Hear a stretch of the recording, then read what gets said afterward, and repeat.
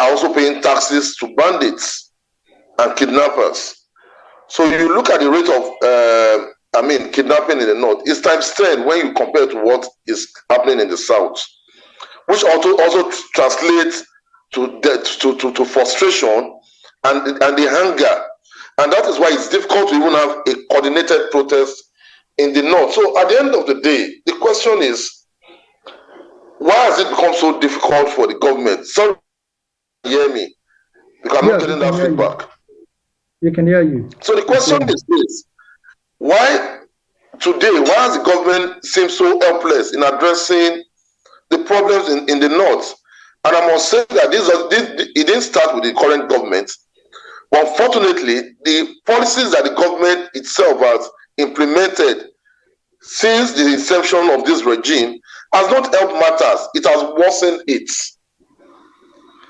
So you have a situation where we had our exchange rate being pegged at around 500, and as of today, around 1.6 ranging around 1.5 and 1.6.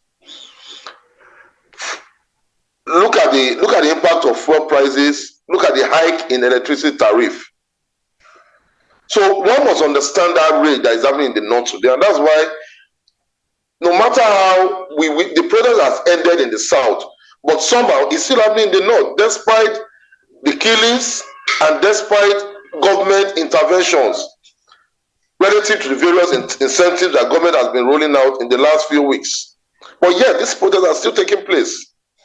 So one must understand the rage and the rage and anger that has taken place in the north vis-a-vis the looting and the destruction that has happened.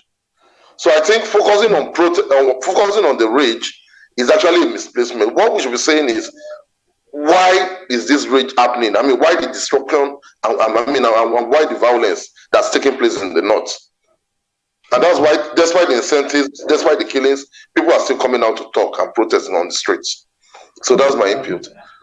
Okay, thank you, Mr. Tony. I really appreciate that. You said, well, from all indices, there is more poverty in the north.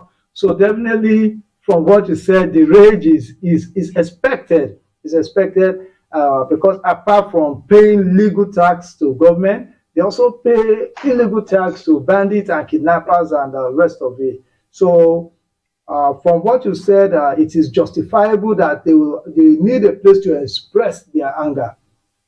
But here in the studio with me is a northerner and also a farmer.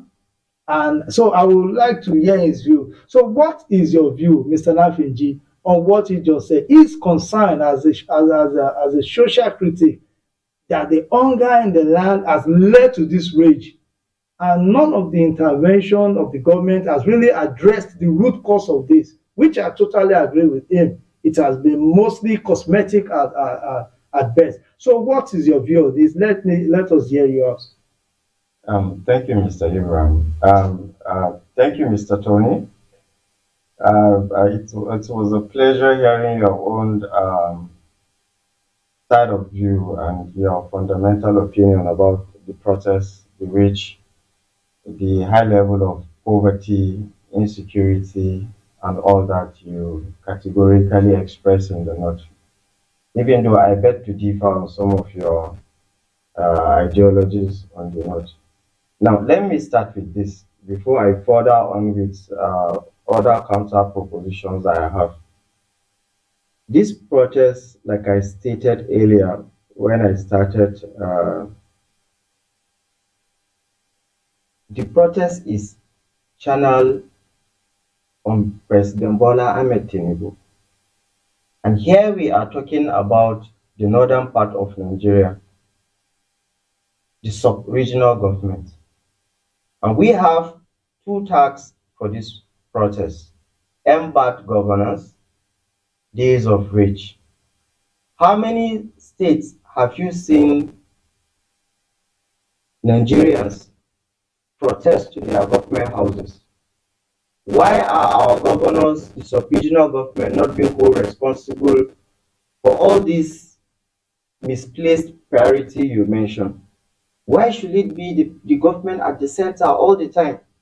That is why people like us who have divergent opinion felt that this protest was just a personal mandate on President Bola Ahmed Tinubu, by failed politicians who have lost the election, by few Nigerians who are staying abroad and staging inflaming passions, for few Nigerians who are hungry, for a possible chaos to bring civil unrest. Look at the number of people that have died. Look at the damages, both private and public properties. And I feel this protest is rather politically motivated by a few selfish Nigerians who do not have the best interests of the general public at heart, without, I repeat, without undermining the right of Nigerians for a peaceful protest and lawful assembly. I highly respect the wishes of Nigeria. I love the expressions by Nigerians, but I totally disagree with looting, destruction, rage, and vandalization of both private and public properties. So this is my opinion.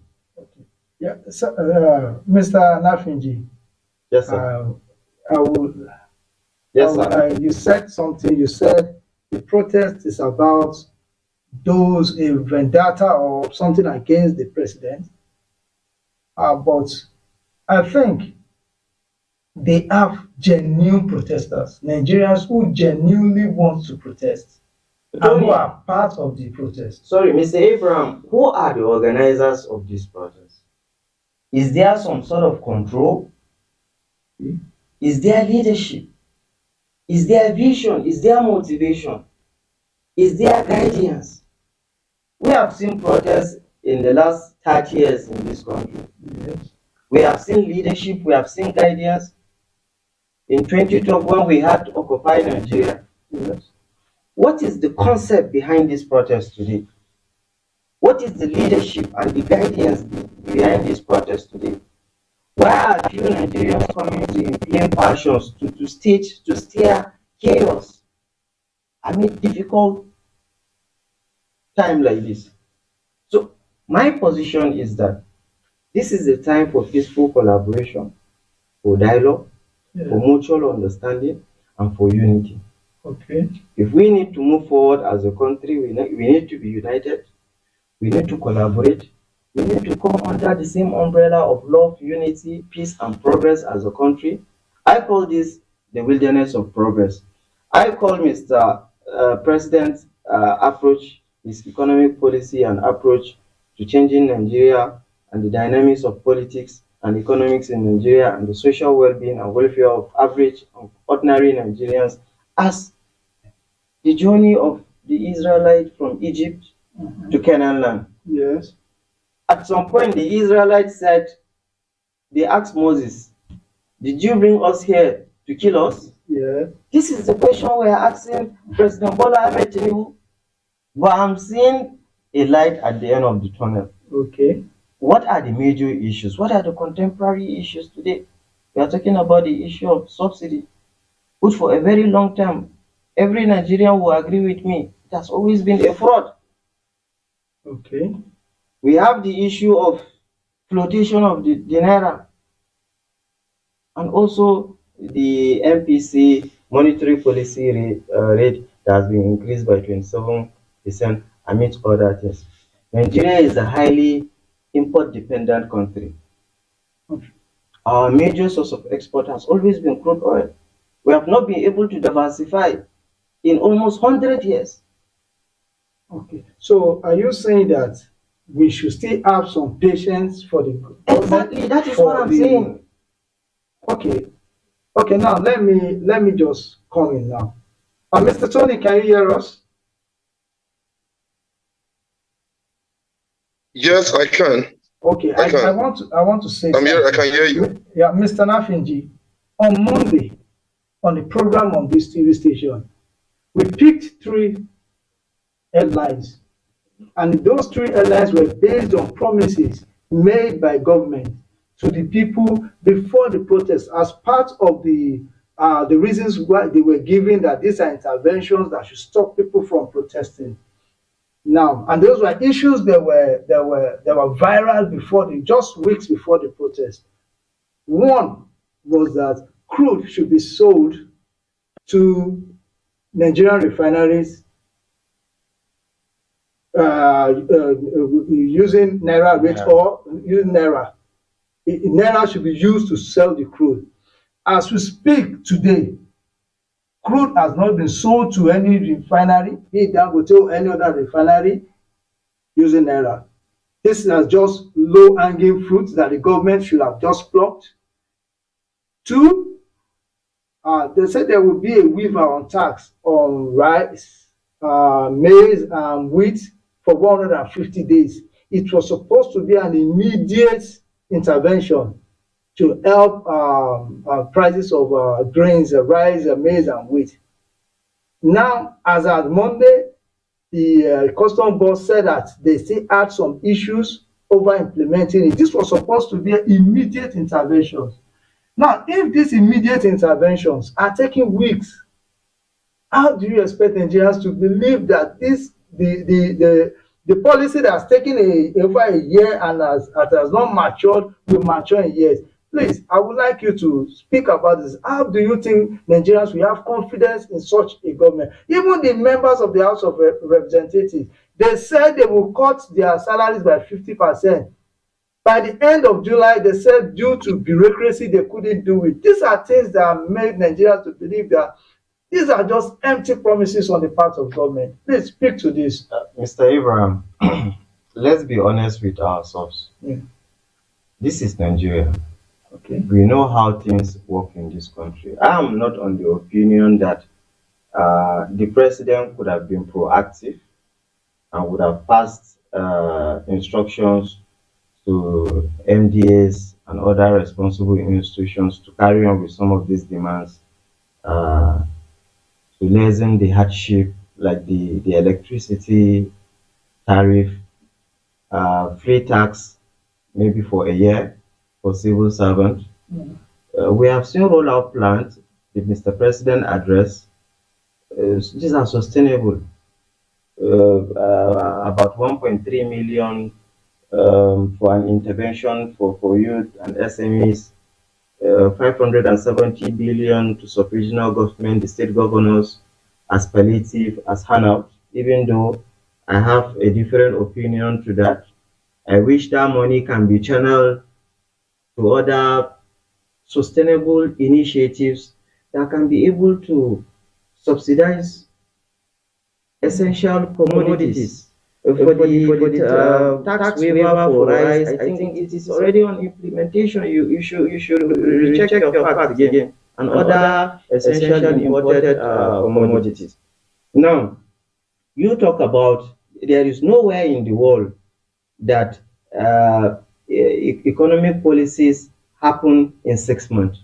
There is no, it doesn't happen anywhere in the world. At best, within 6 months to 2 years, because usually these are projections. You understand that there is no economics in the world that will tell you within 3 months, 6 months, a policy will work. Mr. President inherited a dilapidated economy, a country that was already going into extinction. Okay. And Mr. President is trying to revive a country, not for the meantime, but a country for the future of Nigeria. Okay. And the future generations to come. Okay. Well, the country for the future of Nigeria and for the future to come. I've heard it more than 1,000 times, and up to now, I'm still waiting for the future, for the better future for Nigeria. So, Mr. Tony, can you hear me, Mr. Tony? Yeah. We've heard about interventions, we've seen I can hear you. policies. Yes. So what is your view about this? Are these what typically young Nigerians call audio promises, or do you think there is a light at the end of this tunnel, or the tunnel is still a very long one that leads to there's an unending darkness? I would like to hear your point of view on that. Okay, I would like to start from where my brother started with by saying that the protest is being funded by Nigerians that are abroad and that is politically motivated. And I think this is what we've been hearing from governments. People in governments and their supporters as well. And it's quite how do I put it now? It's quite painful in the sense that and sad in the sense that I think that they seem to be living in self-denial. And I will explain why. You don't create a problem and point hands at people who probably want to feed on that problem or who are genuinely against the problem you've created. Now, I've also heard that the current government inherited a country going into extinction. I mean, all these are distractions and us not willing to face the truth. Because for me, let me say this today, I'm a banker as well. So let's lay it very clearly here. For me, my fear is not even about, or my sadness is not about what they are saying, is that the problem they are creating will consume all Nigerians, including those against the government and those for the government. Because when there is hunger, none of us will have a place to hide. And that's why I'm saying that's what we are saying in the North today. There were people that supported this protest and were consumed in the North by the same violence that the protest created. There were people that were against the protest, that the violence that was created by this protest also consumed their businesses and their livelihood. So the earlier better we face the facts. Government officials will travel on our roads, they will be killed, they will be murdered. People against the government will travel on these same roads, they will be killed, they will be murdered. Since kidnapping has started, it's not only anti-government forces that have been kidnapped, pro-government forces have also been kidnapped. So it's better we just lay the facts on the table and start looking at how we start addressing the problems we have in Nigeria today. It is not true that the government inherited a country that's gone into extinction. It's not true. This government came into power. Yes, we agree that oil was being subsidized, but it was this government that decided to remove the subsidy even before entering Aso Rock. Yes, I've heard that, yes, a budget was passed without subsidy. But this government came into power with several policies that were reversed. So they could as well as come back to the National Assembly to introduce those same subsidy. They floated Naira. Is there any country in the world that has floated its currency against the dollar? Is there any? Give us one example. Currencies are being managed against dollar, and that's why you have the BRICS coming up today trying to counter the dollar. Was it not the same government that also increased electricity tariff? All these policies that were being enacted, I just heard that. Oh God. Okay, continue. We can hear you. Although the video is not here. It's off. Okay. So I just also heard us saying that there's no policy there's nowhere in the world where policies take effect in 6 months. Subsidy was removed. It took effect immediately. Naira was floated. It took effect immediately. Electricity tariff was increased. It took effect immediately. Look at the banks today.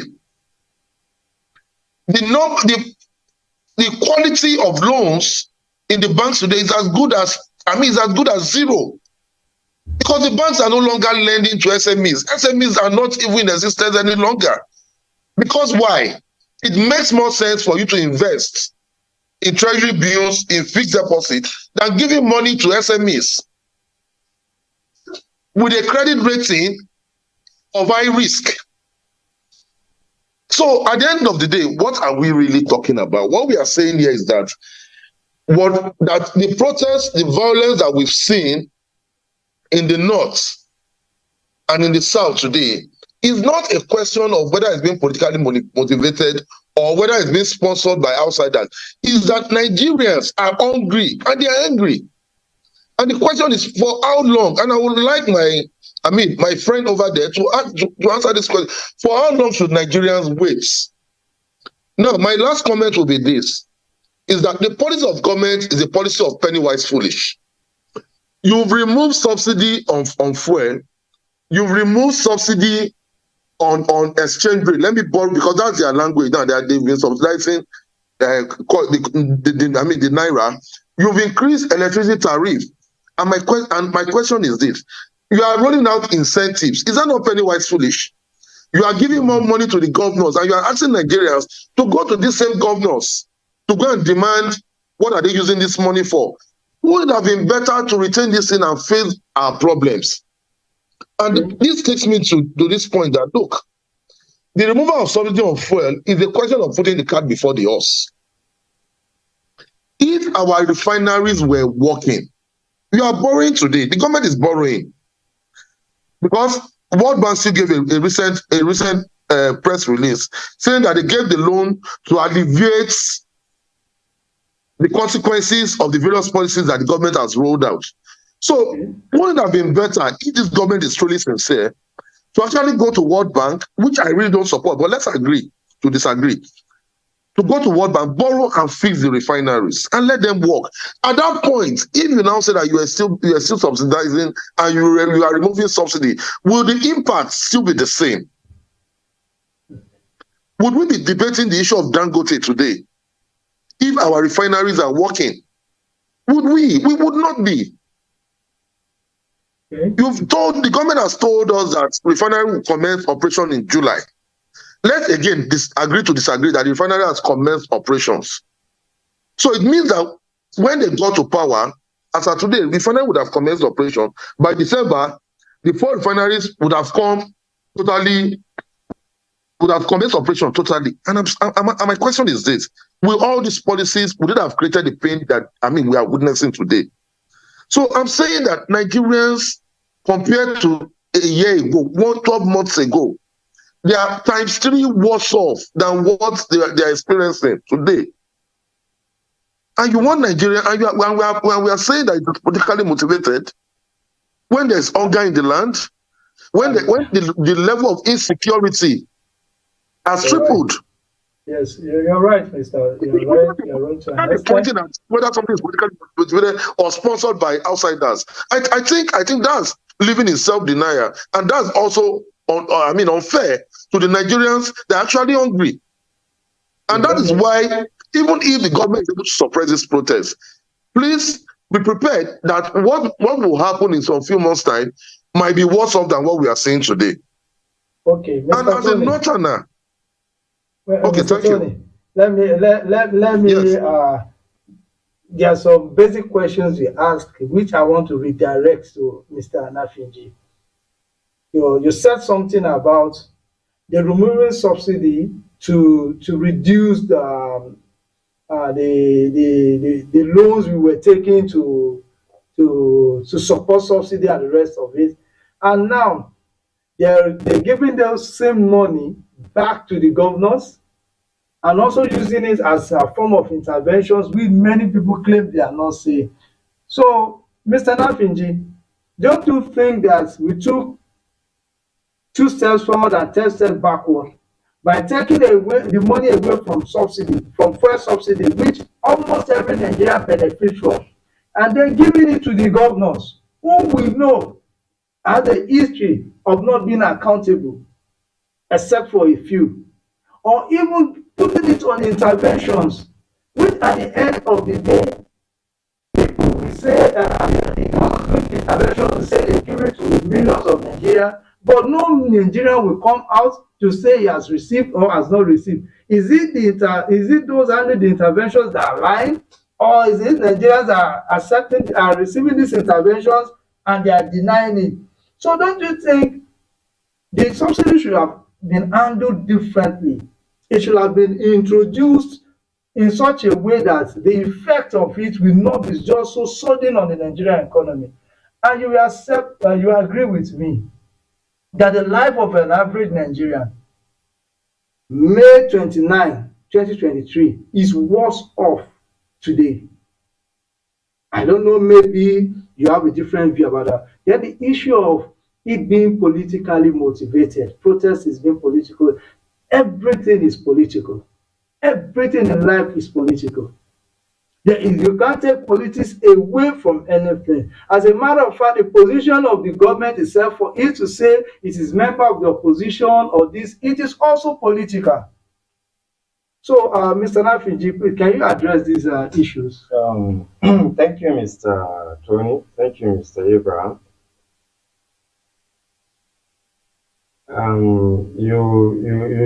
You address extensively at some critical issues around the economy. You talked about the subsidy. Um,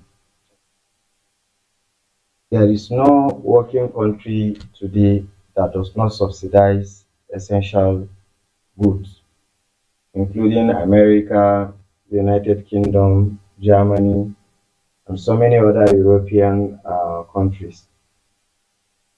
We ought to have been subsidizing some of these essential commodities. But where we have found ourselves as a country, for now, subsidy is a no-go area. We need to address the root cause of all these issues, including corruption, insecurity, insincerity by government at all levels. And this is not just my opinion, is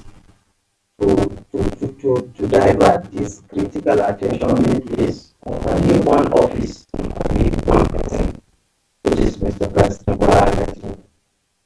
I would love that if we talk about governance in Nigeria, if we talk about bad governance at all levels, we talk about the panels to stay governance.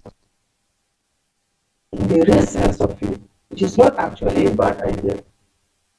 But we are comfortable about it because we always say our governors are not accountable. What are we doing about it? Let's look at it critically. You talked about the flotation of the naira vis-a-vis subsidy removal. I agree with you on that. I would have wished that one of that policy had come first. Then we make progress. Then when we are able to stimulate the economy and the economic metrics are beginning to put things into perspective, then we can come back with the flotation of the naira. But as it is, when I make reference to no policy had to work in 3 months or in 6 months, I'm talking about projections coming out from a recession or an economy that is at the verge of collapsing. There is no miracle that we can do that within 3 months or 6 months the economy will revive itself. That is my own perspective about it. I know the negative implication of subsidy has done and the flotation of the naira, which has created a lot of devastating experiences for a lot of Nigerians.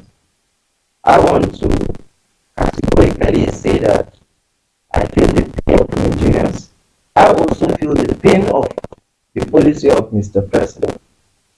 But what I refuse to do is that the only way forward is through a rage, through a vendetta on Mr. President, through political injustice and insincere aim at tackling, destroying the image of Mr. President to satisfy the selfish interests of few Nigerians. When I talk about Mr. Abraham, when I talk about few Nigerians that are abroad sponsoring protests, why can't they come over to Nigeria and lead the protest? Where is the leadership?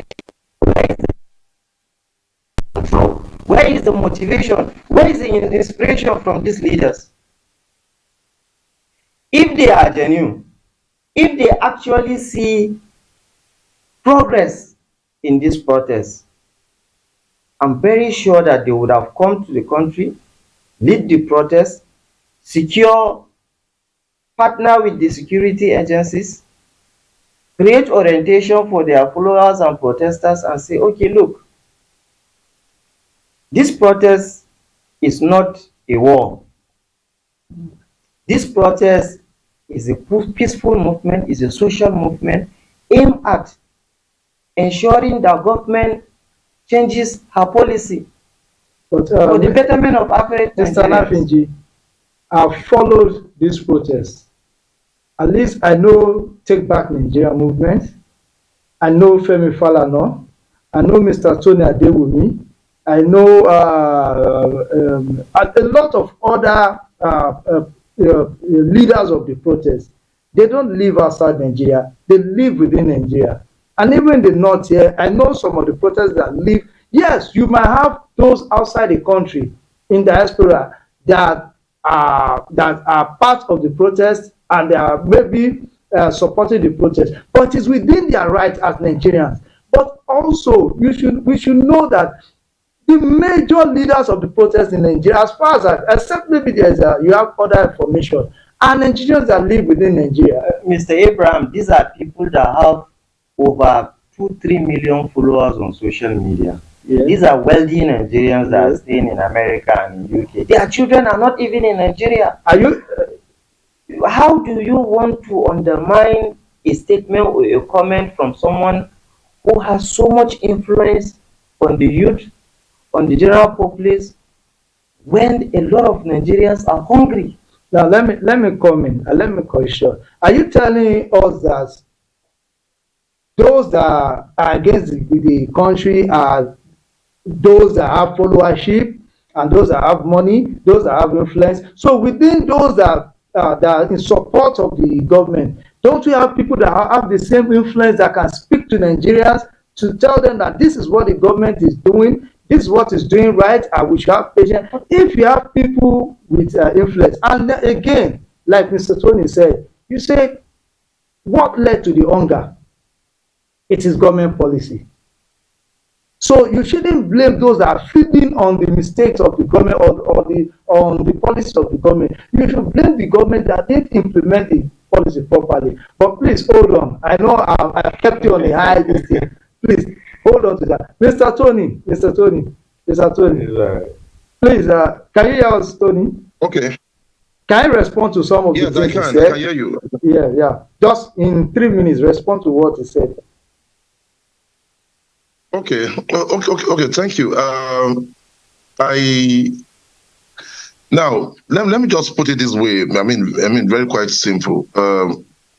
Nigerians abroad, and you rightly noted, have a right to actually hear their opinion on whatever they feel about their country. So staying abroad shouldn't be a crime. In fact, the government is talking about Nigerians abroad voting.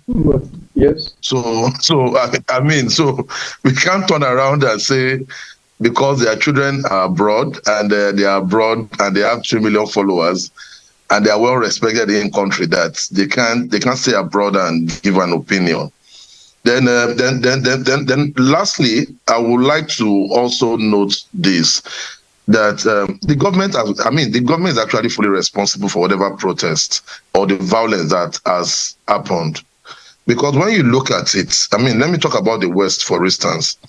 We've never had it this bad where government will mobilize non-state actors and state actors against a protest. So you have in Lagos State, for instance, where national question card was actually being thrown up by supporters of the government. And that's what you saw played out, where they said Igbos are trying to burn, Lagos. Secondly, you called them that they were faceless, even when they were addressing, making public statements. They have been granted interviews by various national TV stations. You call them faceless. So we had a situation in Abuja where you had Sankara being arrested in the middle of the night. The leader of the protest in Abuja, in person of Michael Lenny, is still in prison as we speak. In IRT, as we speak today, is still there. They refuse to release him. And yet you call them faceless. These were people that gave public statements. I listened to Oshiomhole, who said he never knew them, that where were they when he was leading protests, and because of that, he does not recognize them as leaders. So the Bible says, or even the Quran says that, look, leave the messenger, face the message. The message that these guys were communicating, is it valid or not? And I think that's what, as true Nigerians, as sincere Nigerians, that should be our focus. These government policies, like I've always said, right from the days of Buhari, and I'm sorry, this government cannot tell Nigerians that they've only had 1 year to plan. We are seeing this government from the angle of APC. So APC has ruled for 8 years under Buhari, and they also ruled. They are still in power. So it's 9 years of APC rule. So if you are asking that Nigerians should be patient, please let's come out clearly on why they should be patient. Why? You need to come out and explain their policies. You remove subsidy. You know that in terms of generating dollar locally, you've not been able to develop that capacity. It doesn't even exist. Now you introduce a policy that will weaken that capacity of generating dollars. You've destroyed everything in reality. And let me end my intervention by saying this, is that the policy of Tinubu has even made things more difficult because, like I will say it in Yoruba, sorry, my brother, that wájú ò ṣe lọ, ẹ̀yìn ò ṣe padà sí, and that is the fix that Nigeria has found itself today. That even by the time you go back trying to introduce a subsidy, you even create a bigger problem, and that's why you shouldn't have removed it in the first place. It was completely wrong. And it's important that the healing point and the turning point right now is for this government to come out and admit its mistake and apologize to Nigerians and chart a new pathway forward. So that's my submission. Thank you. And release Nigerians that they've also arrested or justly arrested. They need to release them. Okay, Mr. And that's the beginning of the sincerity. Yes, we have very short time to go, just 4 minutes. Just a minute. Please tell us, what do you think Nigerians should be doing now besides protesting? Thank you, Mr. Abraham. Thank you, Mr. Tony. This has been quite an interesting conversation and discourse that shapes perspective.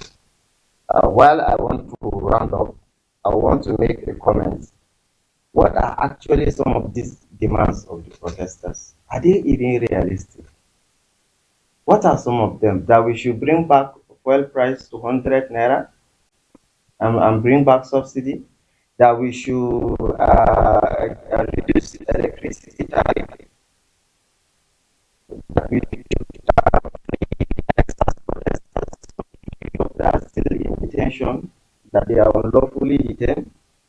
That education, there should be free education from primary school, secondary school, and there should be some level of incentive or whatever at the tertiary institution level. Well, the demands are up to 10, but they are genuine demands. The few of them are genuine demands. Yes. I think we would have shaped those conversations around those demands. While I want to conclude, I want to raise a significant observation where Nigerians in Kano and Zamfara were raising Russian flag, and you said that this protest is not politically motivated by few people who have interest in the government. I wouldn't want to raise another topic. I just want to put it as part of my conclusion. Can you allow me to? Okay, please land. Just give me a few seconds, please. Yes. Now, my point is, while this points to a very critical issue of national security, some of us are very keen and interested in protecting the interests of Nigerians, national security for the longevity of the Nigerian country. We believe that one day things will get better. I cannot tell Nigerians to be patient forever. Like I have mentioned, protest is a way of life, is an expression. It's Yes. part of their fundamental right of Nigerians to protest against their government lawfully. Thank you. Lawful assembly is okay. Thank you, Mr. But when you Nafiji. go against the cardinals of protest to rage, to destruction, that is another thing entirely. Thank you, Mr. And that is Nafiji. my position on Thank you, the Mr. entire issue. Nafiji. The time is not on our side. I think I will also, we could not end it the way we wanted because of time. Mr. Nafiji, I will bring you back here during the week, so we shall. Mr. Tony, please, maybe during the week or by weekend, I want us to speak on the issue of the flags that were being flown. But I want us to hear properly from the authorities so that we don't just go blowing out there. So probably next week we'll be coming and which the authorities should have been able to give us full information on who are the people responsible for flying those flags and what are the crimes they have committed. So thank you everyone. Thank you, Mr. Tony. Thank you, Mr. Nafiji. Nigerians, once again, this is News Nexus on Ask TV with Abraham Maina Joda. We've had a wonderful conversation, and I believe that you've also had a wonderful time staying with us. We'll see you same station, same time. Have a wonderful day. Domin kallon shirye-shiryenmu da suka hada da labarai, wasanni, tatsuniya, kiwon lafiya, al'adu, idan mikiya, hira, awarwaro, siyasa da ma sauransu. Ku biyo mu ta shafukan sada zumunta ta yanar gizo a Facebook, Twitter, YouTube.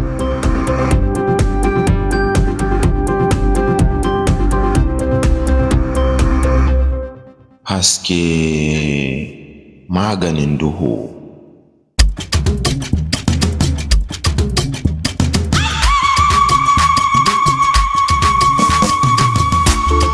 Acrisol is here to make our communities, rural areas and villages better.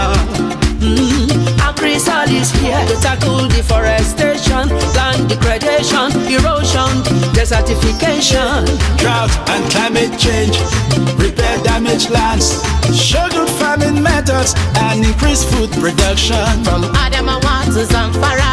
Acrisol is here across 19 northern states, FCT. Acrisol is here. Acrisol is here to make our community